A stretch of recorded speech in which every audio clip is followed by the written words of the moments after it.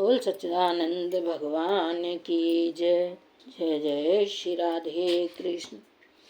अथ तृतीय स्कंद अत्रयोदश अध्याय 12 अवतार की कथा। श्री सुखदेव जी ने कहा, राजन मुनिवर मैत्रेय जी के मुख से यह परम पुण्यमयी कथा सुनकर श्री विदुर जी ने फिर पूछा, क्योंकि भगवान की लीला कथा में इनका अत्यंत अनुराग हो गया था। विदुर जी ने कहा, मुने, स्वयंभू ब्रह्मा जी के प्रिय पुत्र महाराज स्वयंभू मनु ने अपनी प्रिय पत्नी शतरूपा को पाकर फिर क्या किया? आप साधु शिरोमणि हैं, आप मुझे आदिराज राजर्षि स्वयंभू मनु का पवित्र चरित्र सुनाइए। वे श्री विष्णु भगवान के शरणापन्न थे, इसलिए उनका चरित्र सुनने में मेरी बहुत श्रद्धा है। जिनके हृदय में श्री मुकुंद के चरणार बिंद विराजमान हैं, उन भक्तजनों के गुणों को श्रवण करना ही मनुष्यों के बहुत दिनों तक किए हुए शास्त्राभ्यास के श्रम का मुख्य फल है, ऐसा विद्वानों का श्रेष्ठ मत है। श्री सुखदेव जी कहते हैं, राजन विदुर जी सहस्त्र शीर्षा भगवान श्री हरि के चरणाश्रित भक्त थे। उन्होंने जब विनय पूर्वक भगवान की कथा के लिए प्रेरणा की, तब मुनिवर मैत्रेय का रोम रोम खिल उठा। उन्होंने कहा, श्री मैत्रेय जी बोले, जब तुम अपनी भार्या शतरूपा के साथ स्वयंभू मनु का जन्म हुआ, तब उन्होंने बड़ी नम्रता से हाथ जोड़कर श्री ब्रह्मा जी से कहा, भगवान एकमात्र आप ही समस्त जीवों के जन्मदाता और जीविका प्रदान करने वाले पिता हैं। तथापि हम आपकी संतान, ऐसा कौन सा कर्म करें जिससे आपकी सेवा बन सके? पूज्य पाद, हम आपको नमस्कार करते हैं। आप हमसे हो सकने योग्य किसी ऐसे कार्य के लिए हमें आज्ञा दीजिए जिससे इस लोक में हमारी सर्वत्र कीर्ति हो और परलोक में सदगति प्राप्त हो सके। श्री ब्रह्मा जी ने कहा, तात पृथ्वी पते, तुम दोनों का कल्याण हो। मैं तुमसे बहुत प्रसन्न हूँ, क्योंकि तुमने निष्कपट भाव से मुझे आज्ञा दीजिए यूँ कहकर मुझे आत्मसमर्पण किया है। वीर पुत्रों को अपने पिता की इसी रूप में पूजा करनी चाहिए। उन्हें उचित है कि दूसरों के प्रति ईर्ष्या का भाव न रखकर जहाँ तक बने उनकी आज्ञा का आदर पूर्वक सावधानी से पालन करें। तुम अपनी इस भार्या से अपने ही समान गुणवती संतति उत्पन्न करके धर्म पूर्वक पृथ्वी का पालन करो और यज्ञों द्वारा श्री हरि की आराधना करो। राजन, प्रजा पालन से मेरी बड़ी सेवा होगी और तुम्हें प्रजा का पालन करते देखकर भगवान श्री हरि भी तुमसे प्रसन्न होंगे। जिन पर यज्ञ मूर्ति जनार्दन भगवान प्रसन्न नहीं होते, उनका सारा श्रम व्यर्थ ही होता है, क्योंकि वे तो एक प्रकार से अपने आत्मा का ही अनादर करते हैं।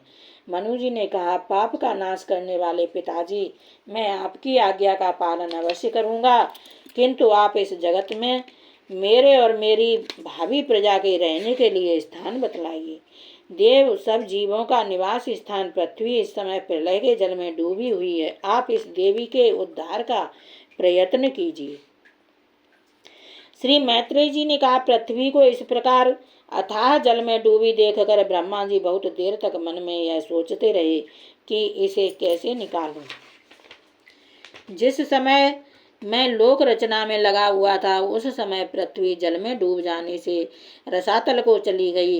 हम लोग सृष्टि कार्य में नियुक्त हैं, अतः इसके लिए हमें क्या करना चाहिए? अब तो जिनके संकल्प मात्र से मेरा जन्म हुआ है, वे सर्वशक्तिमान श्री हरि ही मेरा यह काम पूरा करें। निष्पाप विदुर जी ब्रह्मा जी इस प्रकार विचार कर ही रहे थे कि उनके नासा छिद्र से अक समात अंगूठे के बराबर आकार का एक बराह शिशु निकला।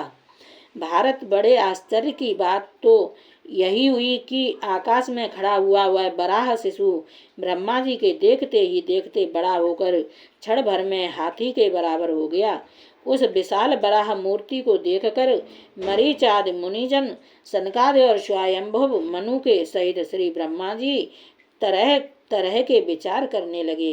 अहो, शूकर के रूप में आज यह कौन दिव्य प्राणी यहाँ प्रकट हुआ है? कैसा आश्चर्य है! यह अभी अभी मेरी नाक से निकला था, पहले तो यह अंगूठे के पोरुए के बराबर दिखाई देता था, किंतु एक क्षण में ही बड़ी भारी शिला के समान हो गया। अवश्य यज्ञ मूर्ति भगवान हम लोगों के मन को मोहित कर रहे हैं। ब्रह्मा जी और उनके पुत्र इस प्रकार सोच ही रहे थे कि भगवान यज्ञ पुरुष पर्वताकार होकर गरजने लगे।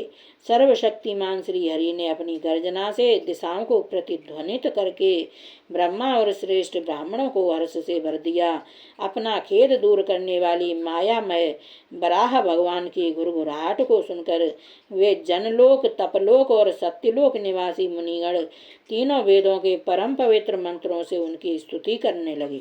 भगवान के स्वरूप का वेदों में विस्तार से वर्णन किया गया है, अतः उन मुनीश्वरों ने जो स्तुति की उसे वेद रूप मानकर भगवान बड़े प्रसन्न हुए और एक बार फिर गरज कर देवताओं के हित के लिए गजराज की सी लीला करते हुए जल में घुस गए।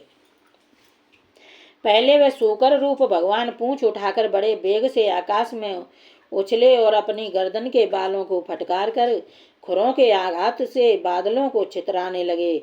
उनका शरीर बड़ा कठोर था, त्वचा पर कड़े कड़े बाल थे, दाढ़ें सफेद थीं और नेत्रों से तेज निकल रहा था। उस समय उनकी बड़ी शोभा हो रही थी। भगवान स्वयं यज्ञ पुरुष हैं, तथापि सूकर रूप धारण करने के कारण उनकी नाक से सूंघ सूंघ कर पृथ्वी का पता लगा रहे थे। उनकी दाढ़ें बड़ी कठोर थीं। इस प्रकार यद्यपि वे बड़े क्रूर जान पड़ते थे, तथापि अपनी स्तुति करने वाले मरीच आदि मुनियों की ओर बड़ी सौम्य दृष्टि से निहारते हुए उन्होंने जल में प्रवेश किया।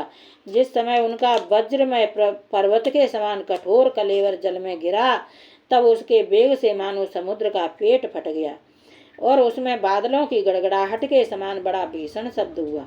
उस समय ऐसा जान पड़ता था मानो अपनी उत्ताल तरंग रूप भुजाओं को उठाकर वह बड़े आर्त स्वर से हे यज्ञेश्वर मेरी रक्षा करो इस प्रकार पुकार रहा है।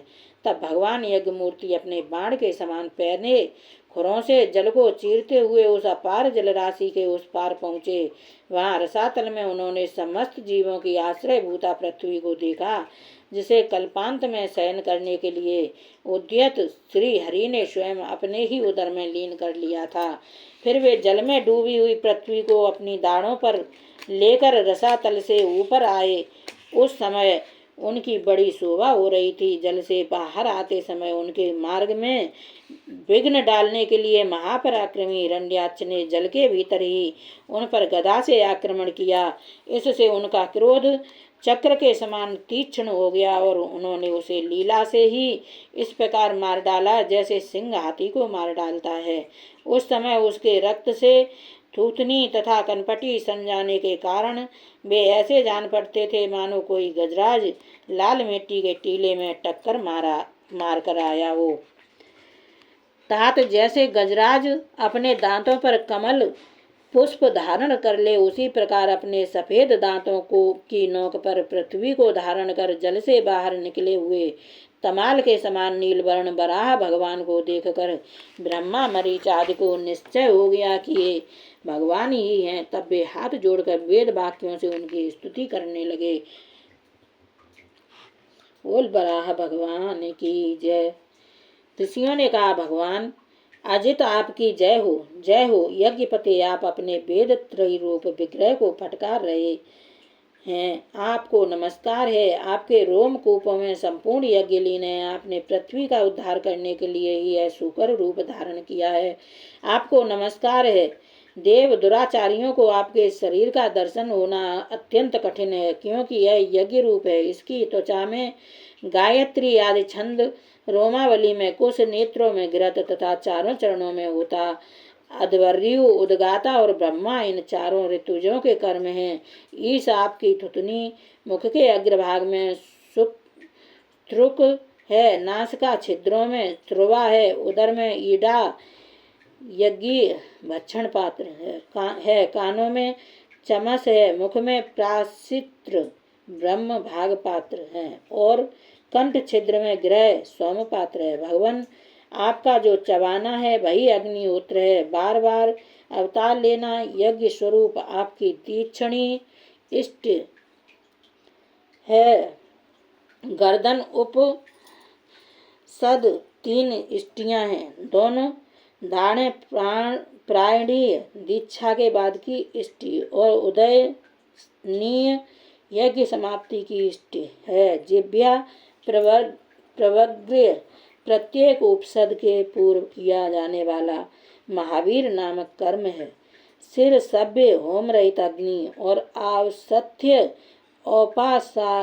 औपासनाग्नि है तथा प्राण चित्त इष्ट का चयन है। देव आपका वीर सोम है। आसन बैठना प्रातः सवनादि 3 सवन है। सातों धातु अग्निष्टोम यज्ञनिष्टोम उक्त षोडशी वाजपेयी अतिरात्र और आप्तोर्याम नाम की 7 संस्थाएं हैं तथा शरीर की संधियां जोड़ संपूर्ण सत्र हैं। इस प्रकार आप संपूर्ण यज्ञ सोम रहित याग और क्रतु सोम सहित याग रूप हैं।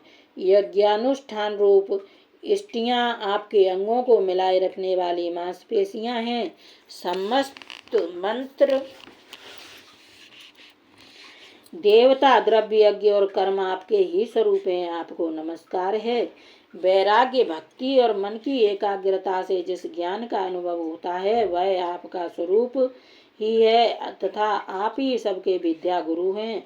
आपको पुनः पुनः प्रणाम है।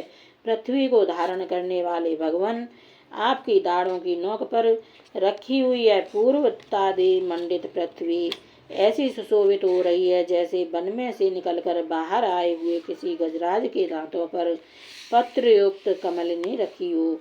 आपके दांतों पर रखे हुए भूमंडल के सहित आपका यह वेदमय बराह विग्रह ऐसा सुशोभित हो रहा है जैसे शिखरों पर छाई हुई मेघमाला से कुल पर्वत की शोभा होती है। नाथ, चराचर जीवों के सुखपूर्वक रहने के लिए आप अपनी पत्नी इन जगदम्बा पृथ्वी को जल पर स्थापित कीजिए।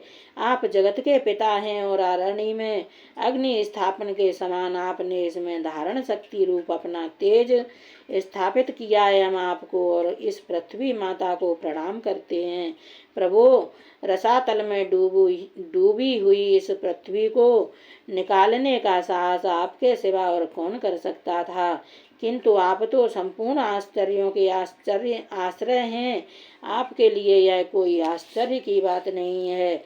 आप ही ने तो अपनी माया से इस आश्चर्यमय विश्व की रचना की है। जब आप अपने वेदमय विग्रह को हिलाते हैं तब हमारे ऊपर आपकी गर्दन के बालों से झरती हुई शीतल जल की बूंदें गिरती हैं। इस उनसे भीगकर हम जनलोक, तपलोक और सत्यलोक में रहने वाले मुनिजन सर्वथा पवित्र हो जाते हैं। जो पुरुष आपके कर्मों का पार पाना चाहते हैं अवश्य ही उसकी बुद्धि नष्ट हो गई है, क्योंकि आपके कर्मों का कोई पार ही नहीं है। आपकी ही योग माया के सत्वादि गुणों से यह सारा जगत मोहित हो रहा है। भगवान, आप इसका कल्याण कीजिए। श्री मैत्रेय जी कहते हैं, विदुर जी, उन ब्रह्मवादी मुनियों के इस प्रकार स्तुति करने पर सबकी रक्षा करने वाले वराह भगवान ने अपने खुरों से जल को स्तंभित कर उस पर पृथ्वी को स्थापित कर दिया। इस प्रकार रसातल से लीला पूर्वक लाई हुई पृथ्वी को जल पर रख कर वे विश्वक्सेन प्रजापति भगवान श्री हरि अंतर ध्यान हो गए।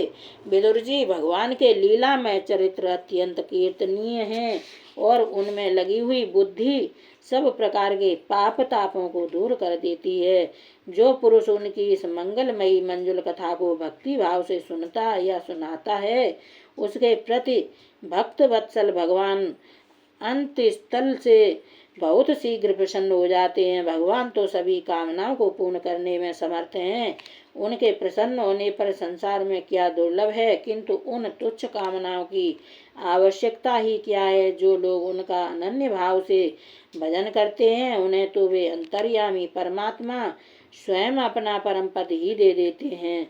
अरे, संसार में पशुओं को छोड़कर अपने पुरुषार्थ का सार जानने वाला ऐसा कौन पुरुष होगा जो आवागमन से छुड़ा देने वाली भगवान की प्राचीन कथाओं में से किसी भी अमृतमयी कथा का अपने कर्णपुटों से एक बार पान करके फिर उनकी ओर से मन हटा लेगा।